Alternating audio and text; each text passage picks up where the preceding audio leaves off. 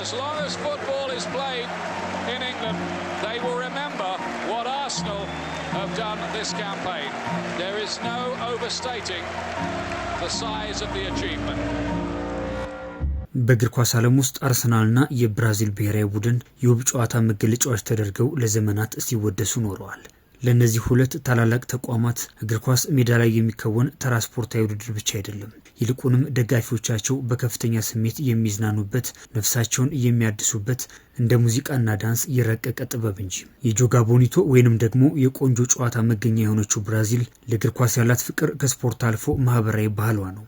ብራዚላውያን በታሪካቸው ስለ መከላከል ከመጨነቅ ይልቅ እናንተ የፈለጋችሁትን ያክል ብታገቡብን እኛ ደግሞ ከናንተ በላይ እናገባለን በሚል ድንቅ የማጥቃት ፍልስፍናቸው ዓለምን ሲያስደምሙ ኖረዋል። ለዚህም ይመስላል ተከላካይ ሲነሳ የብራዚል ስም ቀድሞ የማይመጣው። ነገር ግን ኳስን እንደፈለጉ ስለሚያደርጉ አማካዮቻቸውና አጥቂዎቻቸው ሲወራ ግን ከታላቁ ፔሌ እስከ ጋሪንቻ፣ ከሮናልዲኒዮ እስከ ካካና ኔማር በላይ ማን ሊጠቀስ ይችላል? እነዚያ የጥበብ እረኞች ኳስን ልክ እንደ ሙዚቃ መሳሪያ ተጠቅመውባትም አልፈዋል። በለንደን በኩልም ታሪኩ ተመሳሳይ ነው። በተለይ ኢኮኖሚስቱ አርሰን ቬንገር በ1990ዎቹ አጋማሽ ከጃፓኑ ናጎያ ግራምፕስ ተነስተው ሰሜን ለንደን ከደረሱ በኋላ እስከዚያ ድረስ ለተመልካቾች አሰልቺ የነበረውን የመድፈኞቹን ጨዋታ ሙሉ ለሙሉ ቀይረውታል። ውጤትን ከውበት ጋር አጣምሮ የያዘ ድንቅ ቡድን በመስራት እንደ ዴኒስ ቤርካምፕ፣ ቲየሪ ኦነሪ፣ ፓትሪክ ቬራ፣ ጁልቤርቶ ሲልቫ፣ ሮቤርት ፔሬዝ፣ ሴስክ ፋብሪያስና ሜሲት ኦዚል ያሉ ከዋክብትንም አፍርተዋል። እነዚህ ተጫዋቾች የማራኪ እግር ኳስ መፍሰሻ በመሆን ለዓመታት ከመድፈኞቹ ደጋፊዎች ጋር በጽኑ ፍቅር ተቆራኝተው የማይረሱ ጊዜያትንም አሳልፈዋል። ምንም እንኳን አንጋፋው አሰልጣኝ አርሰን ቬንገር ከ2000ዎቹ አጋማሽ በኋላ ውጤት ቢከዳቸውም ለዓመታት የታመኑለት ማራኪ እግር ኳስ ግን ዛሬም ድረስ በደጋፊዎቻቸው ዘንድ የማይረሱና የተከበሩ እንዲሆኑ አድርጓቸዋል። አርሰናልና ውብ እግር ኳስ የማይነጣጥሉ የአንድ ሳንቲም ሁለት ገጽታዎች ስለመሆናቸው ሌላ ምስክር አያሻም። ለሁለት አስርት ዓመታት መድፈኞቹ ሜዳ ላይ በሚያሳዩት ተአምር በሚሊዮኖች የሚቆጠሩ ቆመው ቢያጨበጭቡላቸውም ደጋፊዎቻቸው ግን የዋንጫ ናፍቆት ያለበትን የስቃይ ዘመን አሳልፈዋል። ማራኪ ጨዋታ ዋንጫ አይሆንም የሚለው የሽንፈት ትርክትም ለዓመታት እንደ ጥላ ሲከተላቸው ቆይቷል። ዛሬ ግን ነገሮች በፍጥነት እየተቀየሩ ይገኛሉ። ሚካኤል አርቴታና ልጆቹ ለትችት ያልተመቼ ለተጋጣሚ የማይበገር አዲስ ማንነት ይዘው ብቅ ብለዋል። በትክክልም ማጥቃትን ከመከላከል ጋር ሚዛን የጠበቀ የዋንጫ ቡድን ሆነው መከሰታቸውም ለብዙ ክለቦች ቅዠት ሆኖባቸዋል። ተጋጣሚዎቻቸው ሜዳ ላይ ባላቸው ብቃት የመድፈኞቹን አቅም መቋቋም ሲያቅታቸው በተለያዩ ትችቶች ሊያሸማቅቋቸው ቢሞክሩም አርሰናል ግን ውጤትን ከጥንካሬ ጋር አጣምሮ የድል ጉዞውን ቀጥሏል።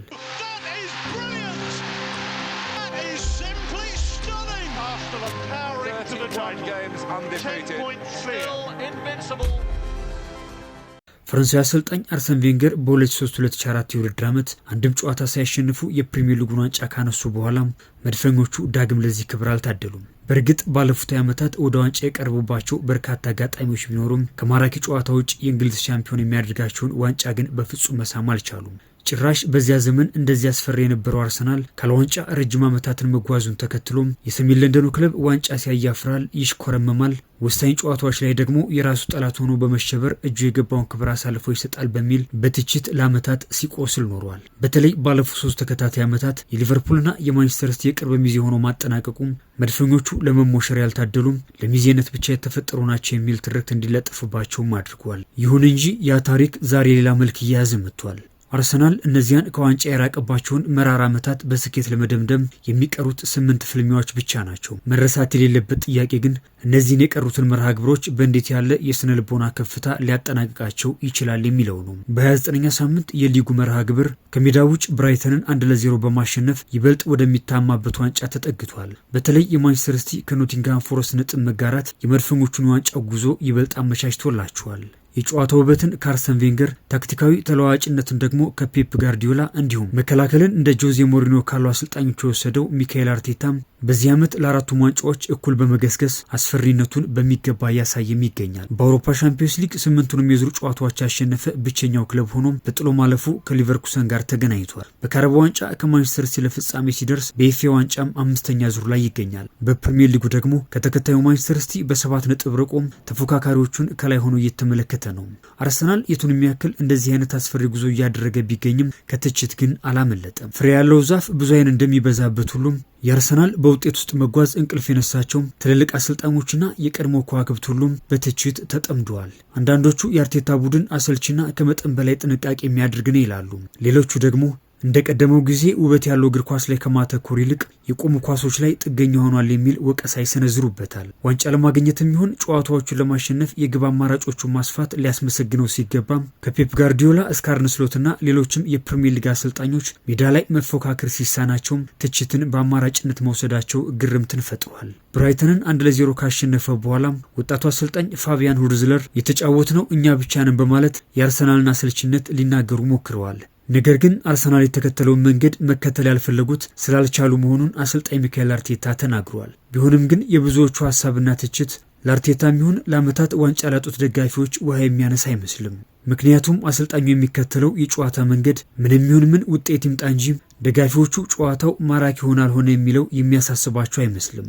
ለዚህ ደግሞ ማራኪ እግር ኳስ ብቻውን ዋንጫ እንደማይሆን ከአርሰናል ደጋፊዎች በላይ ምስክር ሊኖር ስለማይችል ነው። አርሰናልና አርቴታ በዚህ ልክ ቢተቹም የጨዋታ መንገዳቸው ግን አሰልች እንዳልሆነም የዚህ ዓመት ጉዟቸውን በሚገባ መመልከት በቂ ይሆናል። በፕሪሚየር ሊጉ 59 ግቦችን በማስቆጠር ከ20ዎቹ ክለቦች በቀዳሚነት ሲቀመጥ የአርሰናልን ያክል በርካታ ግብ ያስቆጠረ ክለብ ከወዲየትም የለም። በሊጉ ዝቅተኛ ግብ የተቆጠረበት ክለብ ነው። ጠንካራ የተከላካይ ክፍል የገነቡት መድፈኞቹም የተቆጠሩባቸው 22 ግቦች ብቻ ሲሆኑ ይህም ጥቂት ግብ በማስተናገድ ቀዳሚ ያደርጋቸዋል። የቆሙ ኳሶችን በማስቆጠርም በቀዳሚነት ተቀምጠዋል። የሰሜን ለንደኑ ክለብ ከቆሙ ኳሶች 21 ግቦችን ሲያስቆጥር በተጋጣሚ የግብ ክልል ውስጥ ብዙ ኳሶችን በመንካትም የሚስተካከሉ የለም። ይህም አርሰናል ከሚተችበት በተቃራኒ ማጥቃት ላይ የተመሰረተ የጨዋታ መንገድ እንደሚከተል በቂ ማሳያ ነው። አርሰናል የግብ ዕድሎችን በመፍጠርም ከላይ ተቀምጧል። አንድ የ90 ደቂቃ ጨዋታ ሊመዘን የሚችልባቸውን የትኞቹን መመዘኛዎች ብናነሳም የትኛውም ክለብ ከአርሰናል በላይ ሊያስቀምጡ የሚችለው መመዘኛ የለውም። ሁሉም የጨዋታ መንገድ የራሱ የሆነ ደካማና ጠንካራ ጎን ቢኖረውም እንደ አርሰናል በተደጋጋሚ ለዋንጫ እየደረሰ ላጣ ቡድን ግን ጥንቃቄን መምረጡ ይበልጥ ወደ ዋንጫ ለመጠጋት እድል የሚሰጠው መሆኑን የዚህ ዓመት ጉዞ በቂ ማሳያ ይሆናል። አርሰናል ከ22 ዓመታት በኋላ የፕሪሚየር ሊጉን ዘውድ የሚደፋ ከሆነ የትኛውም ደጋፊ ስለ ግቦቹ ውበትም ይሁን ስለ አጨዋወቱ አሰልችነት ቅሬታ ያነሳል ተብሎ አይጠበቅም። ምናልባት እነዚህ ትችቶች ትክክል ከሆኑም ትክክል ሊሆኑ የሚችሉት አርሰናል አሁንም የዋንጫ ረሃቡን ማስታገስ ካልቻለ ብቻ ሊሆን ይችላል። መጪዎቹ 2 ወራት አርሰናል የሁለት አስርት ዓመታት ጥያቄውን ለመመለስ እጁ የገባውን ወርቃማ ዕድል የሚጠቀምበትና ተቺዎቹን ዝም የሚያስብልበት ወይንስ ደግሞ በተቃራኒው ጊዜ መልስ ይኖረዋል?